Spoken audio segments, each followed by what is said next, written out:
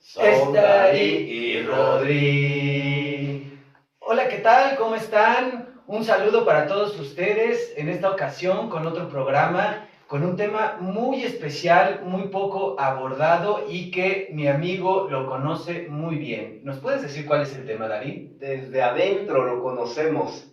El tema de hoy es acerca de las discapacidades no visibles o muy poco visibles. La discapacidad poco visible, invisibles.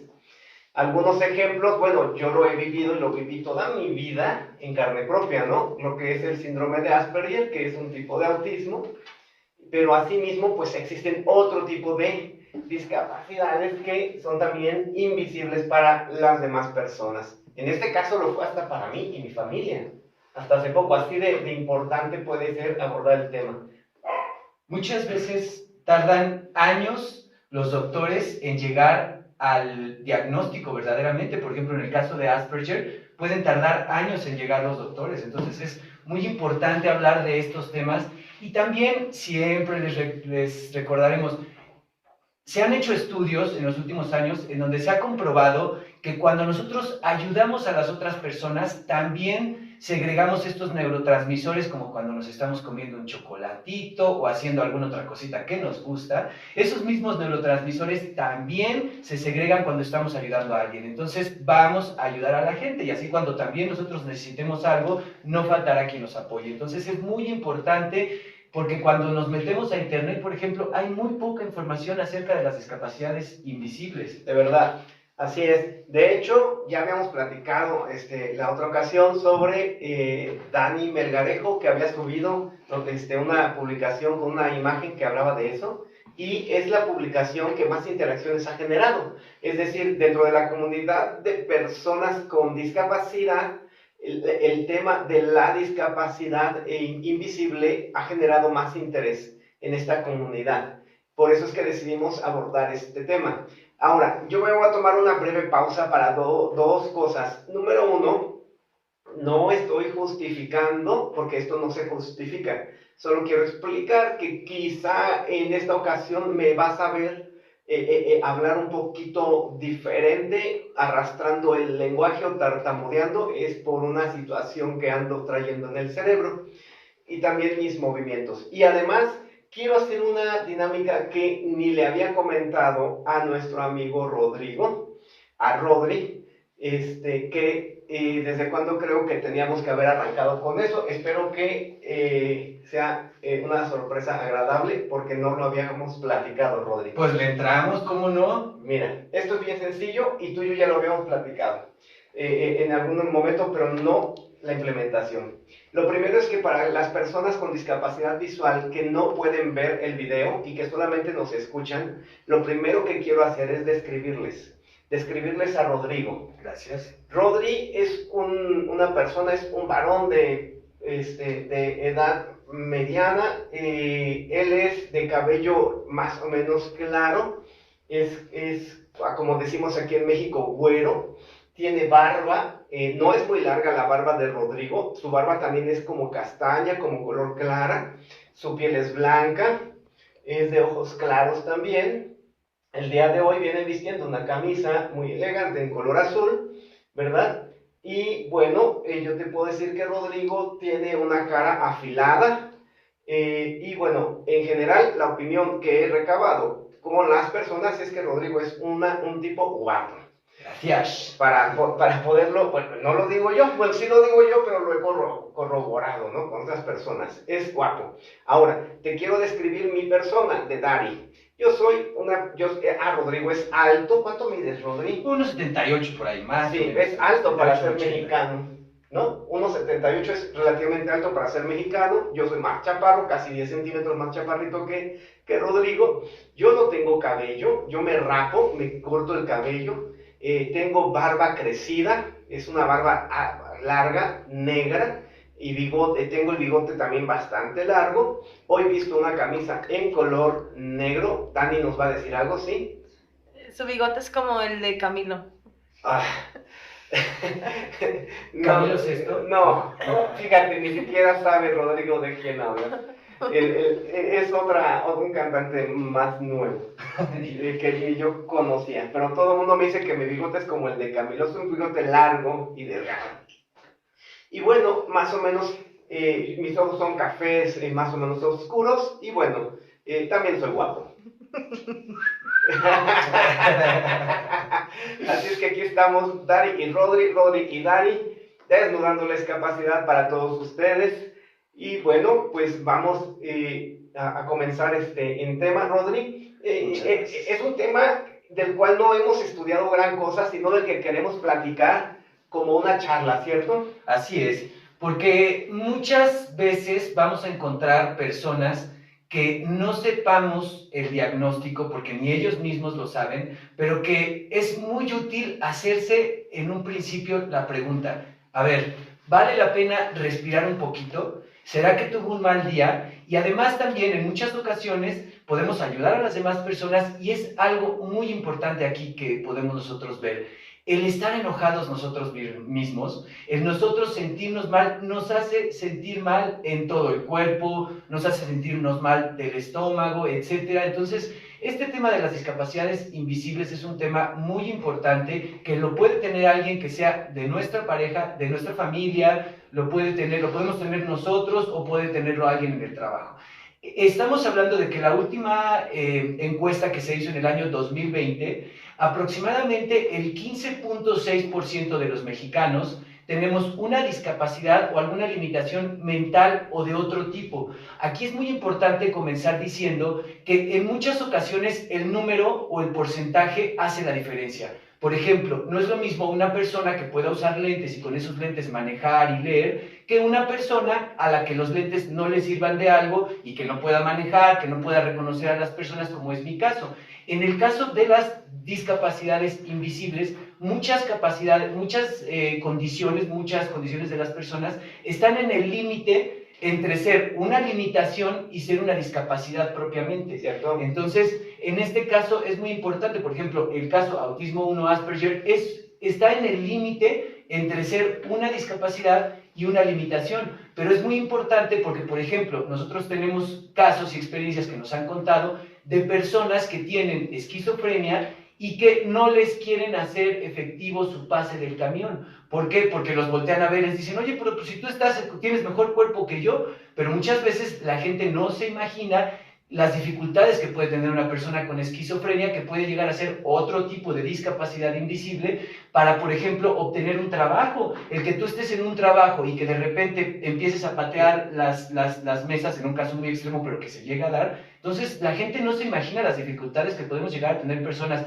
con discapacidad o con límites. Cierto, y es que este tipo de discapacidad, precisamente, bueno, yo me voy a regresar primero al ejercicio que hicimos en la semana pasada y que vamos a publicar el día de hoy, que fue las entrevistas. Así es. Donde hacíamos 3 preguntas básicas, que en primer lugar es cómo te referías, ¿no? ¿Cómo nos debemos referir a las personas con discapacidad? Esa era la primera pregunta. Luego era la clasificación, ¿verdad? Si conoces la clasificación de las discapacidades y si habías visto o presenciado o atestiguado en un momento dado que alguien maltratara, despreciara o algo semejante a alguna persona con discapacidad. Entonces, para hablar de algunas de las discapacidades posiblemente invisibles o poco visibles, pues yo me regresaría precisamente a ese ejercicio, Rodri, que es el ejercicio donde especifiquemos, ¿no? Primero, para entender esas discapacidades invisibles, primero tendríamos que comenzar de lo general a lo específico. Entonces, yo diría, ¿cuál es la clasificación de esa parte? Tú la explicabas durante las entrevistas.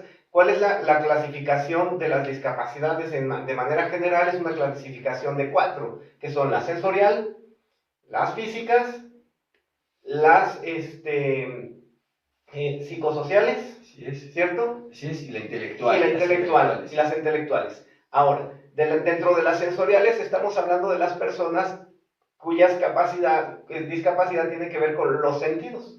En todas las partes o en todos los grupos de estas clasificaciones podemos encontrar el caso de la discapacidad invisible. Por ejemplo, en el caso de las personas con discapacidad auditiva, Porque cuando hablamos de discapacidades invisibles nos estamos refiriendo a tipos de discapacidades que no son tan evidentes a la vista, por ejemplo, Sí. que no andas tú en una silla de ruedas o que no tienes un bastón. Entonces, en todos los tipos y en las clasificaciones hay personas con discapacidad invisible. Por ejemplo, en las personas que tenemos discapacidad sensorial, es decir, relativa a los sentidos, las personas que tienen discapacidad auditiva muchas veces pueden clasificarse dentro de las discapacidades invisibles porque la gente no se da cuenta. Por ejemplo, en las personas que pueden tener discapacidad física o motriz, se conoce de las dos formas, también nos podemos referir a que hay personas que tienen movilidad limitada y que quizá no tienen un bastón, no utilizan un bastón o muletas, pero que se cansan muy rápido y que cuando están en un grupo realizando alguna actividad se pueden cansar muy rápido y ahorita con la pandemia lo podemos ver mucho más fácil.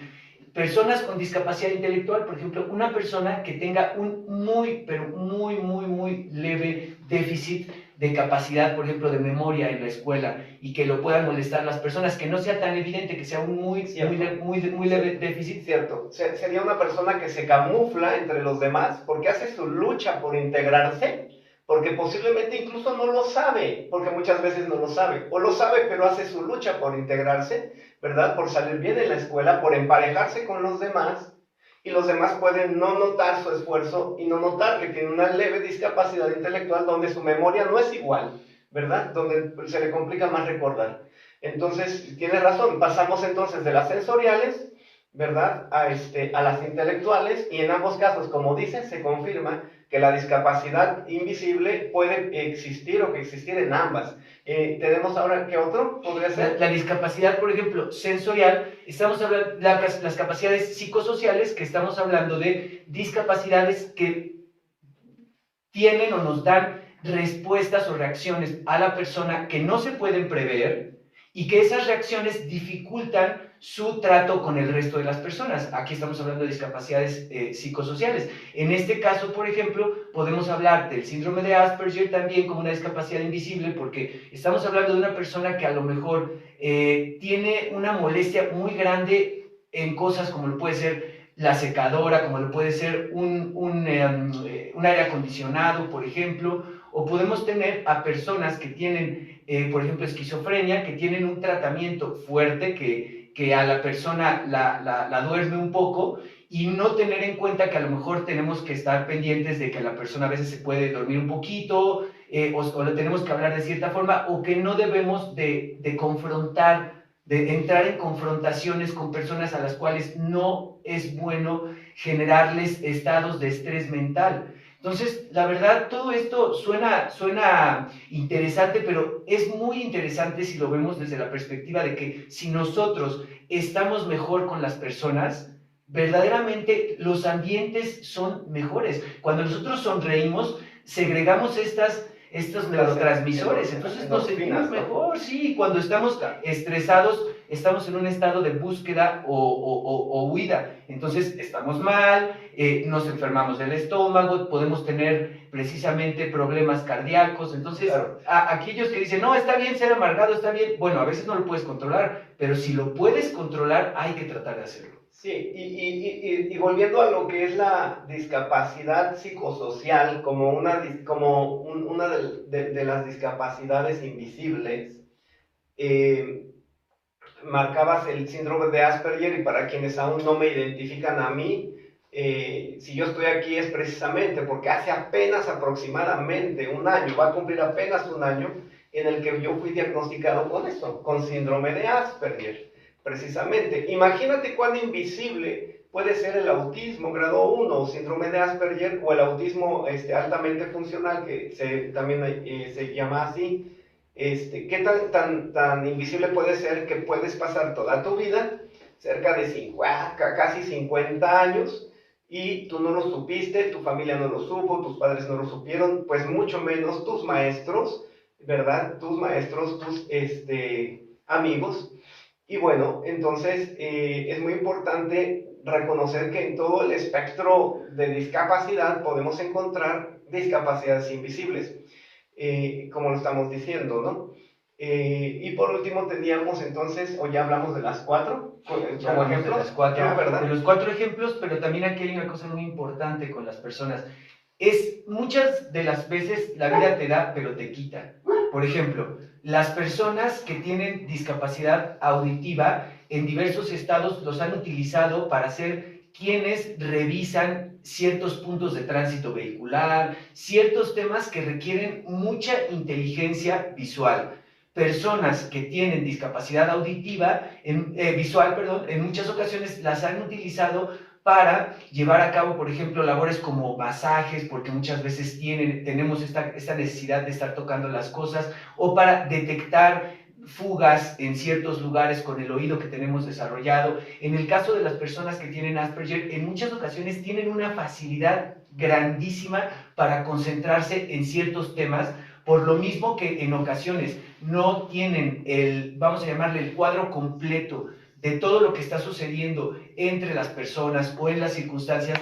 Eso también desde otra perspectiva les da la posibilidad de conectarse en actividades y de ser muchas veces unos genios, unas personas brillantes en muchas de las actividades que están realizando. Entonces, ¿por qué pongo esto nada más como algunos ejemplos? Porque incluso para la sociedad, además de que, como ya lo dijimos, para nosotros es una excelente experiencia ayudar a los demás, para la sociedad es muy valioso que las personas podamos explotar otras cosas que nos da la vida, pero recuerden, personas que tienen discapacidad, familiares, aliados, ¿no? Proveedores de servicio, etcétera, amigos, las personas con discapacidad podemos utilizar nuestra debilidad como una fortaleza. Entonces es muy importante como sociedad tener la conciencia de que podemos sacar mucho beneficio como sociedad y como personas de esto. Sí, el enfoque es importante siempre, ¿no?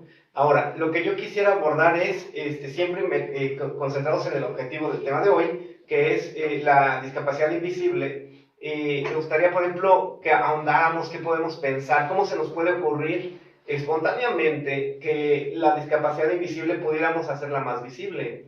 Por ejemplo, yo en este caso me voy a referir, mira, voy a hablar de mí. Obviamente, cuando se trate de algo, de lo que yo tengo, de lo que es el síndrome de Asperger, pues voy a usar ejemplos, ¿no? Cuando pueda. Por cierto, comercial, en mi autobiografía, mi libro, está en Amazon, lo puedes encontrar en formato de pasta suave y pasta rígida, o sea, físico o virtual. Y está muy accesible y ahí vas a poder encontrar, si te gustaría conocer la vida de una persona con síndrome de Asperger, que no sabía que tenía síndrome de Asperger, pues ahí vas a poder encontrar eso, porque lo escribí y lo terminé de escribir justo cuando me estaban diagnosticando síndrome de Asperger. Qué interesante. Ahí puedo narrar, ahí narro precisamente, y me acuerdo mucho de mis años de primaria, mis primeros años de primaria, de la escuela primaria, cuando yo simplemente lo recuerdo y ahora entiendo por qué, que se me complicaba mucho la escuela. Yo veía al maestro que estaba enfrente de nosotros hablar, y para mí era como una persona que está hablando un idioma que yo no conozco. Yo solo escuchaba a alguien bla, bla, bla, bla, bla, por horas, y entonces simplemente me daba media vuelta, le daba la espalda al pizarrón, al maestro, y empezaba mentalmente a viajar en lo que a mí me gustaba pensar. Pasó 1 año, 2 años, 3 años, llegué a la secundaria. En la secundaria yo iba porque me encantaba el fútbol, reprobaba todas las materias, no debía aprobar, pero mis amigas me ayudaron a aprobar los exámenes extraordinarios y así libré la secundaria.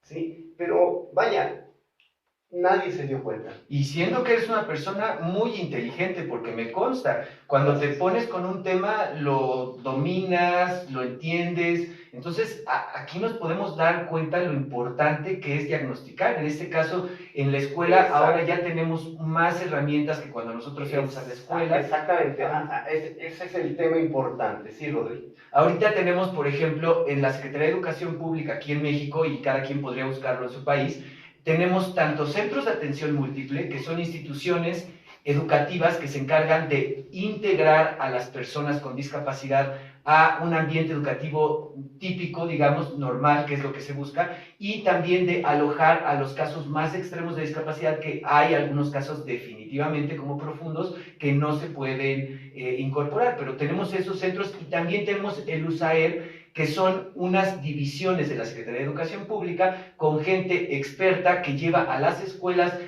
personas para que den pláticas, que ayuda con alumnos que tienen discapacidad. Entonces, mucho de lo que tenemos que hacer ahorita, porque tú lo platicabas, es comenzar a difundir desde las instituciones, aquellos que tengan empresas aquí, aquellos que trabajen en una empresa y se lo puedan pasar el tip o le puedan pasar el tip a sus jefes, aquellos que estén llevando a sus hijos a las escuelas, profesoras, etcétera. Lo primero es empezar a difundir y no dejar de hacerlo. Hay países como España en donde todo el tiempo, por ejemplo, la Lotería Nacional la hace la Organización Nacional de Ciegos Españoles. Entonces, tenemos políticos que tienen discapacidades, tenemos discursos, tenemos anuncios constantemente de cómo tratar a las personas. Estás acertadamente, conoces bastante, me queda claro, de estructuras que nos estás describiendo. Convertido a la realidad y aterrizado a la realidad, ¿qué tanto verdaderamente se está permeando de manera efectiva para reconocer a las personas con discapacidad poco visibles? ¿Qué tanto en realidad? Aquí me gustaría, por ejemplo, comentar que nuestra directora productora, que es Dani Melgarejo, que está atrás de esa cámara, tiene maestría en áreas de educación, precisamente. Y me gustaría saber qué tanto realmente, conforme a tu experiencia, Dani, en realidad, ya nos platicaba ahorita, Rodri, está súper interesante toda la estructura que existe, se permea y se aterriza, por ejemplo, en las primarias, para que los maestros en verdad estén preparados para poder identificar una posible discapacidad invisible. Pues todo depende de la formación del docente. Hay docentes que nada más están preparados para un área en específico, pueden ser biólogos y que han llevado algunos cursos de pedagogía, de didáctica. Hay otros que no han llevado nada de cursos referente a eso. Personas que están súper especializadas, maestros normalistas.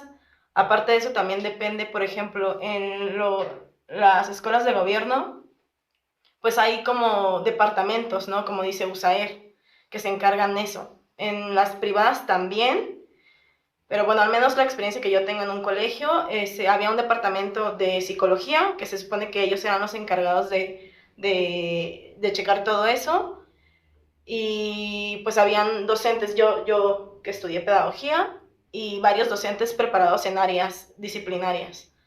Y pues habían muchos que no, o sea, por ejemplo, había una niña que tenía síndrome de Down, y le pasaban los exámenes a la niña así igualitos como se los pasaban a los demás compañeros, y la niña lo único que hacía era pues copiar las instrucciones, ¿no? Entonces muchos de estos niños, también otro niño con síndrome de Tourette, y pues obviamente los maestros no están preparados para estas discapacidades. Me llama mucho la atención, fíjate, yo no tenía idea de cómo ibas a poder correlacionar tu tesis de maestría con este tema. Su tesis de maestría de Daniela en este caso fue respecto a cómo seleccionan las escuelas privadas a los maestros. Y precisamente lo que explica, creo que es clave, se contrata actualmente a mucho maestro porque es especialista, por ejemplo, en físico-matemáticas para que dé clases de matemáticas, al biólogo para que dé clases de ciencias naturales, biología, etcétera, ¿no? Pero no tienen una formación pedagógica, ni siquiera pedagógica.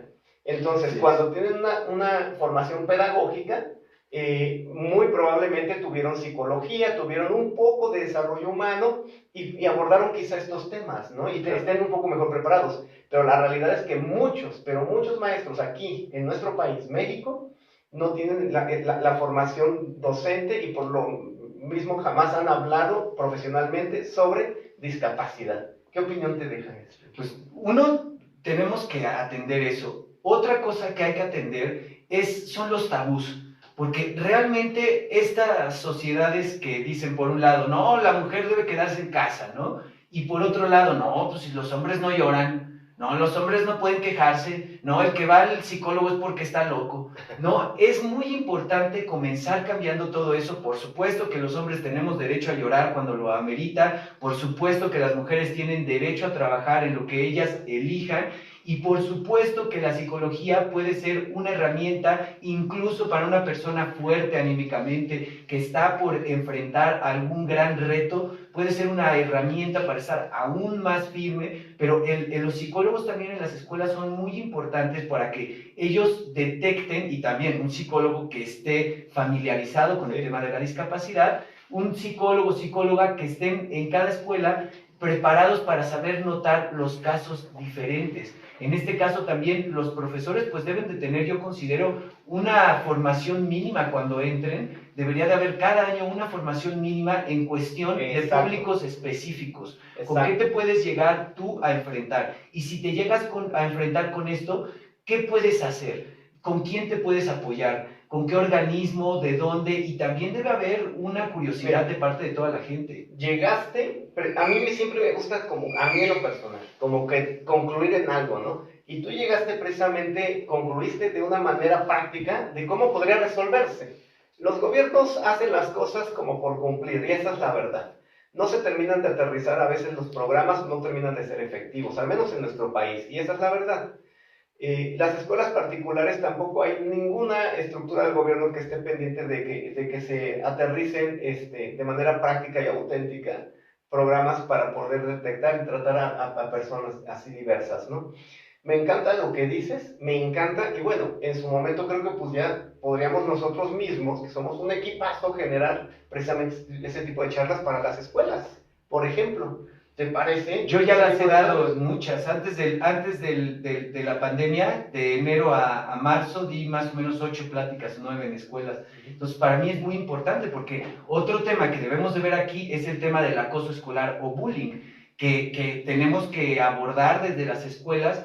Una cosa que a mí me parece muy importante y que yo transmito en las pláticas que he llegado a dar de bullying es decirle a los alumnos y también a los profesores, miren, el bully o el acosador, que generalmente hay una persona que es el que los organiza a los demás, es un líder en potencia, es un líder mal aprovechado, es una persona que no nada más debemos de verlo como un cáncer, en realidad es una persona que si nosotros lo encaminamos de forma correcta, es una persona que ya está haciendo que las otras personas hagan lo que él dice. Entonces vamos a ver desde la sociedad qué puede hacer, qué gustos, vamos involucrándonos más desde profesores, desde familia, qué te gusta, qué te interesa, qué puedes hacer en la sociedad. Hacer todas esas preguntas para que las personas nos vayamos conociendo desde niños, quitando esos tabús. ¿Qué me gusta? ¿Qué me gustaría hacer? ¿Para qué soy bueno? Empezar con todas estas cosas y darnos cuenta de cómo podemos ayudar a las personas. Claro. Y cuándo puede haber, o sea, es muy, muy importante que las personas de la escuela, si no cada profesor,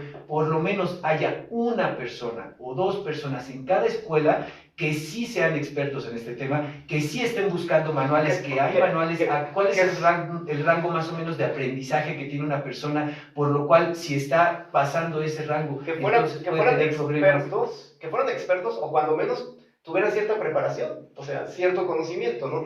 Tal vez no expertos, porque tal vez implicaría un diplomado. Pero como llamamos, mínimo, ¿no? Como dice, mínimo. Vamos a irnos a lo que dice Malcolm Gladwell, dice que experto es el que le ha dedicado por lo menos 10,000 horas a un tema. Sí, está basado en experiencia. Alguien y en estudio, ¿no? Y él decía 10,000 horas a estudiar. O que estudies una especialidad, pero en este caso vamos a hablar que mínimo sean capacitados, ¿verdad? En cierto tema, ¿no? Definitivamente. Ahora, ¿qué tipo, por ejemplo, qué tan visible es la depresión? La depresión... Y es discapacitante, o sea, son cuestionamientos que se tendrían que saber hacer desde las escuelas, ¿no? Y hemos llegado al punto en el que las escuelas son claves, son neurálgicas, precisamente para que las discapacidades invisibles no sean tan invisibles, ¿no? O sea, ¿cómo poder detectar? O sea, yo me imagino un curso, como a eso nos dedicamos, a dar cursos, entonces, y charlas, entonces, yo me imagino un curso donde se toquen efectivamente puntos súper específicos, ¿no? A ver, ¿cómo detectaríamos o cuáles serían síntomas de alarma para poder pensar que un niño, niña, adolescente o joven pudiera tener en un momento dado depresión? Por ejemplo, ¿no? La depresión se camufla constantemente. ¿Qué porcentaje de población no vive deprimido, no? ¿Y cómo detectarlo? La depresión, de hecho, es discapacitante también, ¿sí? Entonces, no sé, trato de pensar en otras discapacidades invisibles, como decías tú, Rodri, por ejemplo, visual, puede ser una discapacidad parcial, etcétera. Por ejemplo, en la historia, cuántas veces ha sucedido que por más que un niño hace su esfuerzo y trata de hacer las cosas, trata de aprender a seguir las líneas que el maestro en primero de primaria o en kinder está trazando, pues no puede, pero no puede ver, ¿no? Ve a medias, no los lentes alcanza a no ver. son suficientes. Y a veces ni siquiera saben que necesita lentes. Ahí estaríamos hablando de otro ejemplo de una discapacidad invisible, ¿no? ¿Verdad? Y que se puede ir ocultando. O sea, este es un tema grandísimo que si se abordara técnicamente, tema por tema, discapacidad por discapacidad y tipo y subtipo de cada discapacidad, se podría ampliar enormemente. Pero falta mucha preparación, ¿no?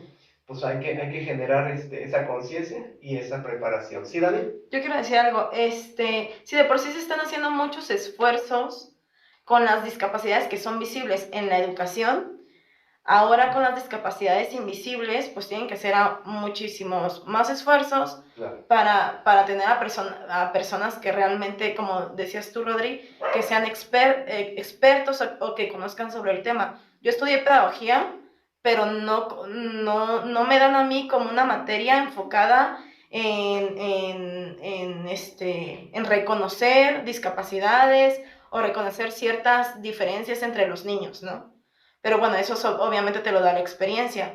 Pero sí, a lo mejor desde el plan de estudios de pedagogía y también a todos los maestros, aunque no sean docentes como tal, que no tengan la preparación docente, pero que sí antes de dar clases les deberían de dar un diplomado, un curso específicamente en eso, ¿no? Como requisito. Como requisito. Tendría que ser, al menos para quienes vivimos la discapacidad de una u otra manera, nos parece que debería ser un requisito, ¿cierto? Que debería de ser una persona que lo sepa, una persona... Yo les puedo decir que hay muchos manuales que son muy útiles en internet. Está el motor de búsqueda que es Google Académico, que ahí hay muchos trabajos de universidades, de maestrías, incluso de posgrados. Hay manuales que han sido financiados por la Organización Mundial de la Salud.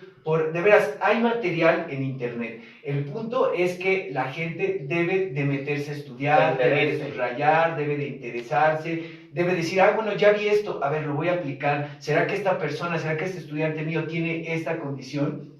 ¿Cómo lo puedo ayudar? Me encanta porque, bueno, yo me centro en que se les dé cursos, que se les dé un diplomado, que sea un requisito. Y tú ahora Rodri agarra y nos dice, y si no te los dan, tú, maestro, maestra de biología, de matemáticas, de cualquier otra materia que tú estudiaste y que no tuviste formación en esta área o no te la dieron, está a tu alcance. Hoy tenemos esa herramienta, ¿no? Tenemos esa herramienta y si no te la dan, si no tienes internet en tu casa, trata de ir a la casa de otra persona, si no en la escuela, pero hay que ser creativos, ¿no? O sea, se los decimos como personas con discapacidad, que han perdido muchas veces el miedo, que otras veces te puede volver a dar penita o no, pero que tienes que ir, que tienes que solicitar el apoyo, habrá quien te diga que sí, habrá quien te ponga cara, habrá quien no se pueda, pero en muchas ocasiones, como dicen, el no ya lo tenemos, vamos por el sí. Entonces, en realidad, y para las personas que tienen discapacidad invisible o que no pueden estar, o que quizá no están seguros,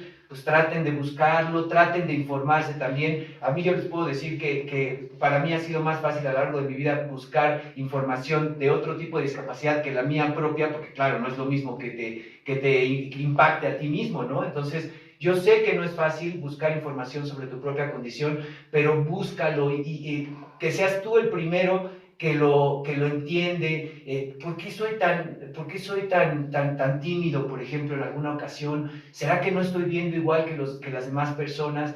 Y empezar a hablar con las personas. En verdad, yo les puedo decir que hoy en día, cada vez menos, y les puedo hablar de mi experiencia, cada vez es mucho más difícil que a ti te discriminen como persona con discapacidad, sobre todo en un trabajo. En la escuela es más fácil.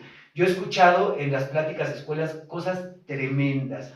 Creo que las peores experiencias que me han tocado escuchar han sido con personas que van en silla de ruedas, pero he escuchado, la verdad es que todo tipo de experiencias tremendas con la gente. Entonces, tenemos que empezar desde casa, tenemos que empezar desde la escuela, tenemos que empezar nosotros mismos en los centros de salud, en las instituciones, en el trabajo, en todos lados Tenemos que empezar a involucrarnos, a a involucrarnos, interesarnos. tener a una persona que le dedique tiempo a eso en los diferentes lugares, una persona que se interese y que le dedique tiempo y más o menos irle preguntando, oye, ¿y cómo vas? ¿Qué tema? Irnos empapando. Fíjate que, bueno, ahorita como lo estás diciendo, yo no puedo evitar siempre pensar en desde dónde tendría que empezar a permearse. Y siempre me viene a la mente que quien tiene el poder de hacer eso siempre es el gobierno en sus diferentes niveles, el legislativo.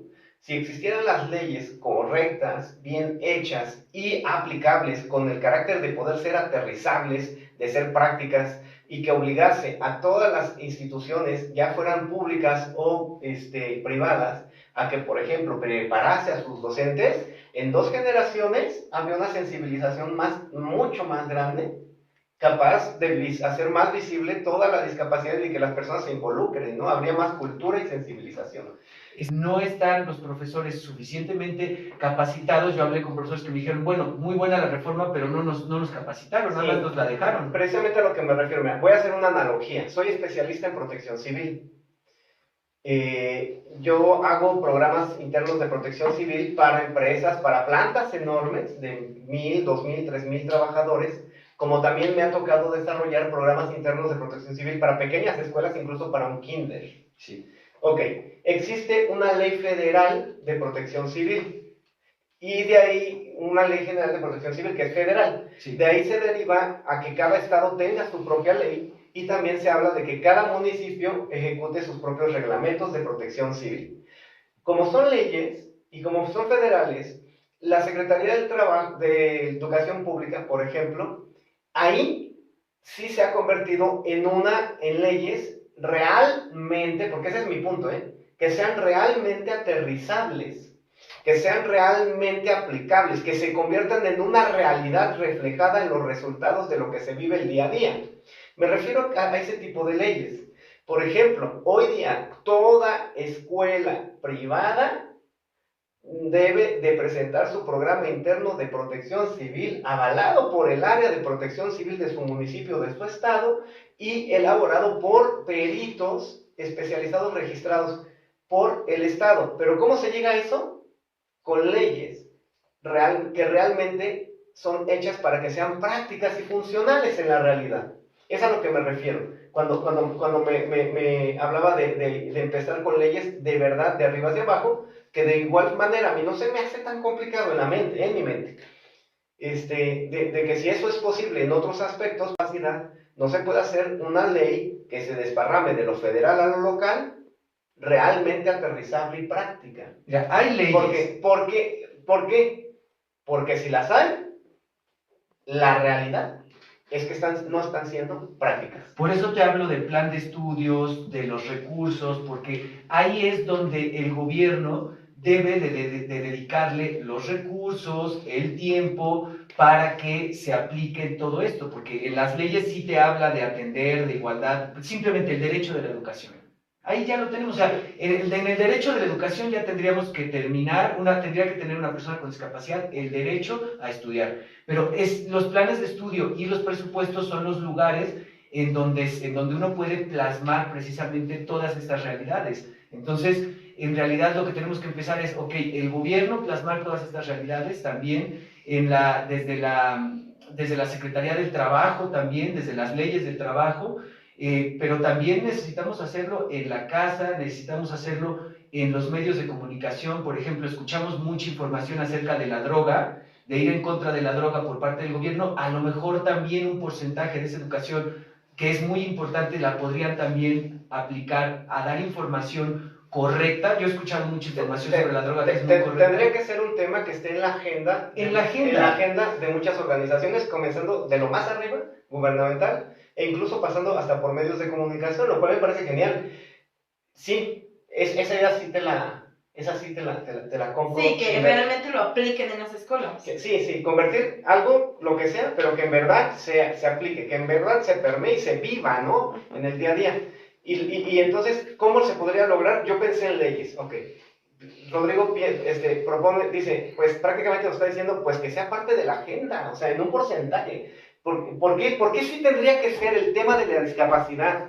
Y obviamente las discapacidades invisibles, parte de la agenda de cualquier gobierno, desde arriba hasta más, hasta desde los federales, legislativo, ejecutivo, etcétera. ¿Por qué sí? Porque si las personas que las invito, ahorita estoy viéndolos a la cámara, las invito a que busquen en nuestros contenidos el primer DDR News, ¿sí? El primer DDR News habla precisamente de una manera alarmante, ¿verdad? Así lo hicimos ver, que el 15%, 1.000 millones de personas en el mundo tendrían discapacidad. Pues el 15% de las personas en México, como consecuencia, tendría que tener una discapacidad, ¿no? Entonces, el 15% somos un porcentaje importante. Debemos ocupado el 15% de la agenda, ¿no? De la agenda gubernamental, ¿cierto?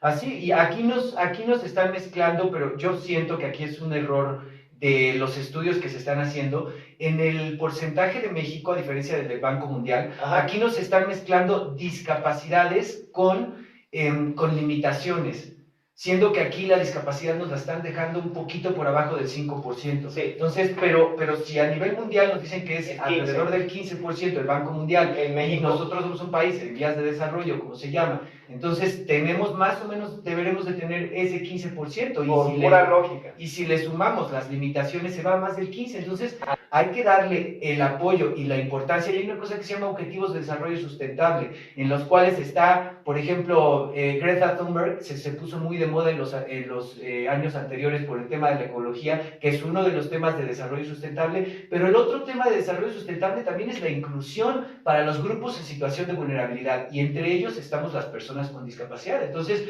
y además, no digo que sean unos más que otros, pero es una realidad, yo lo he estudiado, y es de los objetivos de desarrollo sustentable, que son aplicables para la ONU, para los países, para las empresas, para todo el mundo. Estos objetivos de los que más se puede empezar a trabajar son los de inclusión a las personas. Sí, bien. Ahora, quisiera saber si alguien, Dani, Rodri, por cierto, cuando veas DDR News, es por Dani, Rodri, DDR News, noticias de última hora.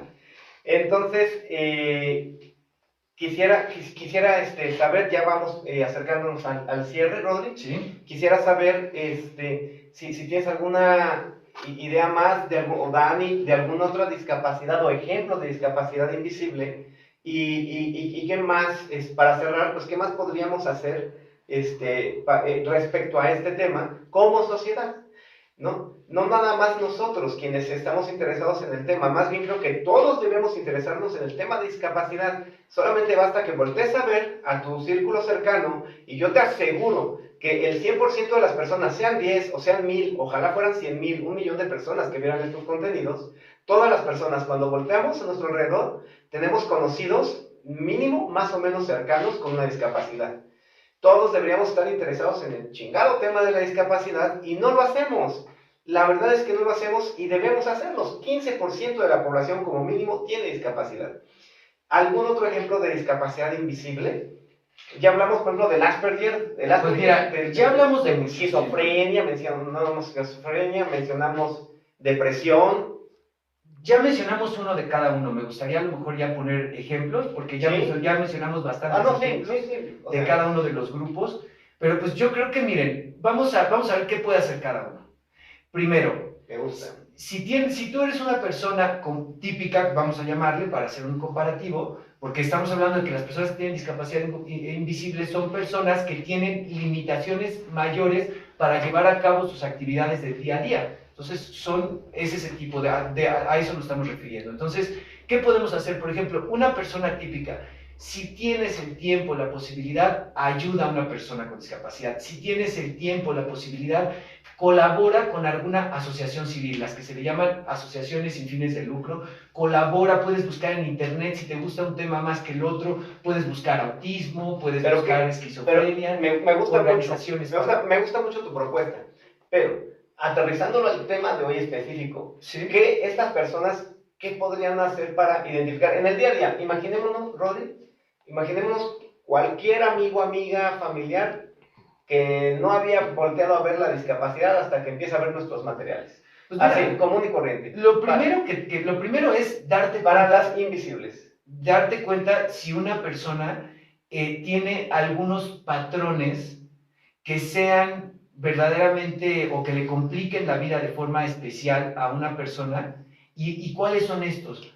Si tú ves a una persona y dices, es que como que no se ve contenta, algo le está costando trabajo, no le está yendo bien en la escuela, no le está yendo bien, es muy tímido. Entonces, cuando tú comienzas a ver cuáles son los síntomas, qué puede pasar, en qué no le está yendo bien a esta persona. Entonces, eso es lo primero que tú te debes de preguntar. Exacto. O sea, porque como les decía hace rato, las discapacidades invisibles son condiciones de las personas que no te permiten realizar las actividades del día a día. ¿Qué podría ser? No está estudiando bien, no está teniendo amigos, está muy irritable la persona, está muy aislado.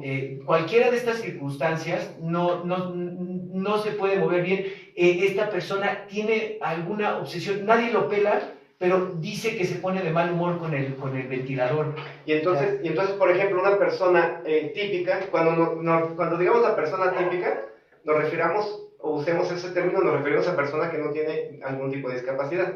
Entonces, una persona típica que está notando este tipo de conductas, este tipo de cambios, pues entonces a lo mejor es acercarse a la persona, preguntar, o incluso si empiezas a sospechar, quizá como decías tú, pues te refieres, ahí está San Google, ¿no? Que sabe mucho, y si es necesario acercarse a un profesional. Y los contactos. ¿No? O sea, si al principio requieres nada más una consulta, sabes que alguien puede hacerlo, que alguien tiene a alguien que es buena gente, que sabe, nada más dile, mira, quiero tomarle 2 minutos o 3 minutos para saber si tiene razón, tiene alguna importancia, de que yo siga investigando para ver con quién puede ir la persona, mi amigo, etcétera. Entonces es ver cuando una persona está demasiado complicada para realizar alguna actividad del día a día. Y entonces así ya empiezas a ver qué puede ser. Puede ser un problema en sus sentidos, puede ser un problema en sus reacciones con las demás personas, puede ser un problema que tenga menos capacidad cognitiva.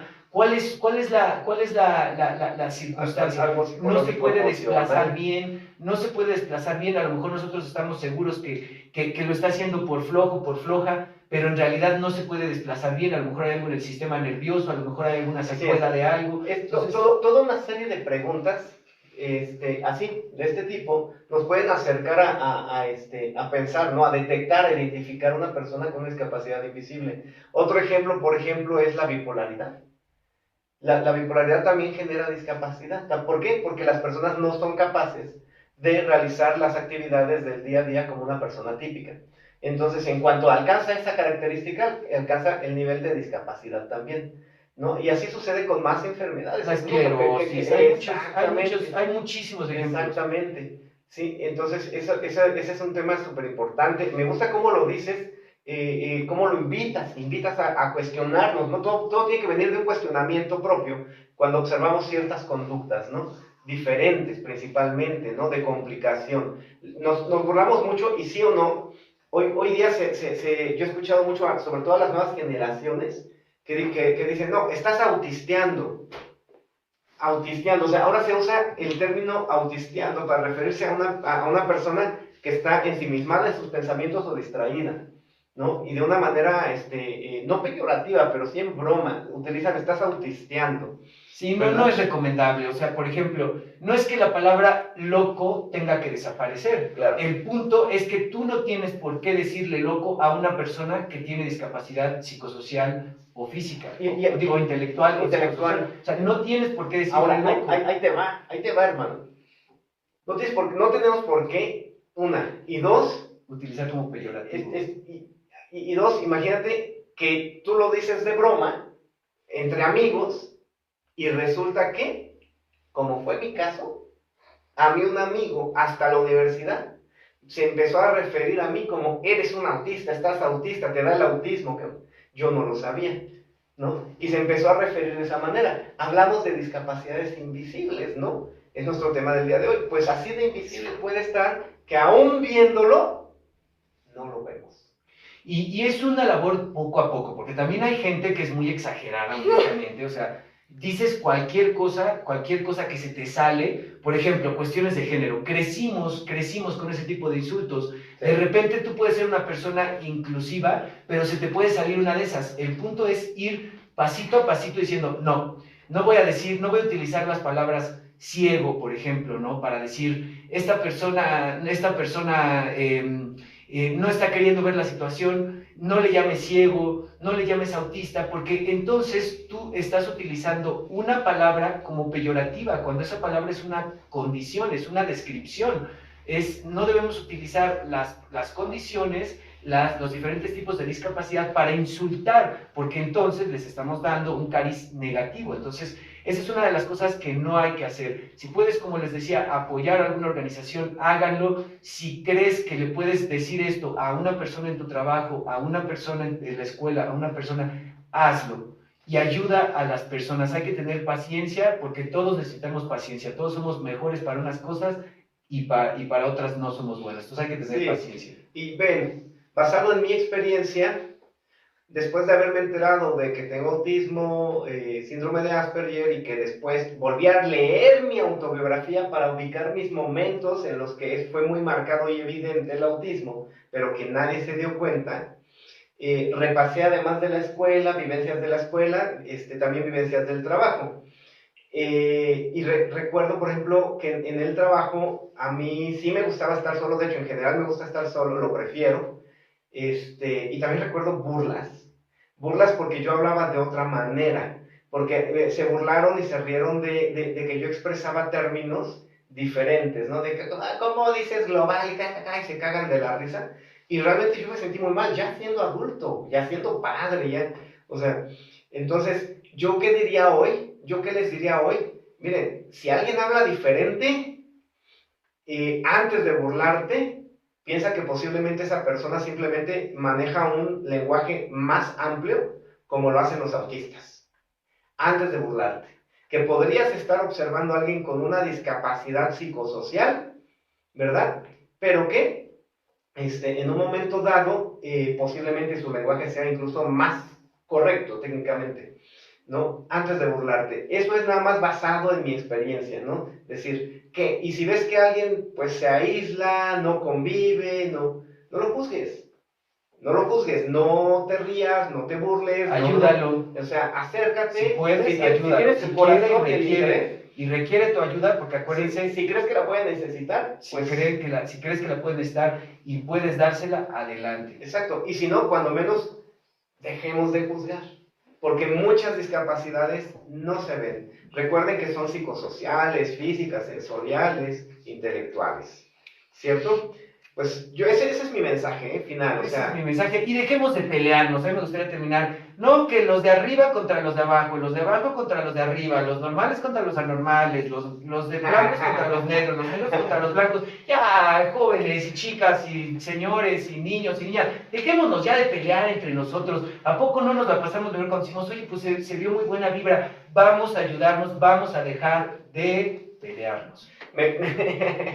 Me gusta eso que dices porque cuando empecé a inmiscuirme en los grupos de Facebook de Asperger y autismo, ahora descubrí que hay una etiqueta bien chingona que nos hace sentir chingones a los autistas, ¿no? Que es denostativo de los que no tienen una discapacidad neurológica y les llaman, ¿cómo dan? Neurotípicos. Y entonces ahora en esos ambientes los Asperger se refieren y usan casi de manera peyorativa la etiqueta neurotípicos. Ustedes no tienen autismo, ¿verdad? Pues eso es igual separar, eso es igual juzgar, eso es igual discriminar, etiquetar. Me gusta lo que dices, nos vamos con ese consejo, dejémonos de pelear, dejémonos de estar usando eso. Dani creo que sí es neurotípica, ¿verdad? Pero dejemos de usarlo de manera peyorativa. Dejemos de pelearnos, ni más ni menos. Pensemos que tenemos los mismos derechos, somos iguales. Algunas personas que entrevistamos lo dijeron, eso me gustó.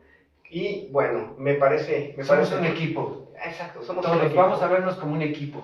Así es. Pues bien, Rodri. Muchas gracias. Vámonos. Muchas gracias. Espero que nos acompañen en siguientes ocasiones. Recuerden, Desnudando la Discapacidad con Dari y Rodri. Compartan estos videos, denle like si les gusta, suscríbanse al canal. Y bueno, pues vamos a saber, vamos a pasárnosla bien. Y bueno, pues los esperamos en diversas ocasiones, en cuanto salga y en el futuro. Acompáñenos. Así es. Vamos a estar tratando de generar varios contenidos por semana. Esta semana no pudimos. Soy el principal responsable por cuestiones de salud. Sin embargo, vamos a tratar de generar diversos tres contenidos semanales y si no, conforme vayamos pudiendo por tiempo y la salud nos lo permita, al menos uno. Recuerda que en YouTube es importante que nos apoyes, nos ayudes, suscribiéndote, le tienes que dar clic en la campanita. Eso porque es útil. Mira, te voy a explicar, y los youtubers y los influencers no lo dicen, pero ¿por qué? Entre más seguidores y más vistas tengan nuestros videos, dentro de un futuro podremos aspirar a que se monetice. Y esa es una aspiración, ¿por qué? Porque entre más libertad financiera tengamos, más contenidos de este tipo podremos hacer, al estar menos preocupados en conseguir recursos de nuestra propia bolsa, ir a trabajar para poder hacer esto. Tendremos más tiempo y más recursos. Así es que apóyanos suscribiéndote en YouTube, dándole y siguiéndonos en Facebook, Instagram y algo más, Dani. Ok, pues eso es, hermano. Vámonos con una cancioncita. Bye. 3, 2, 1.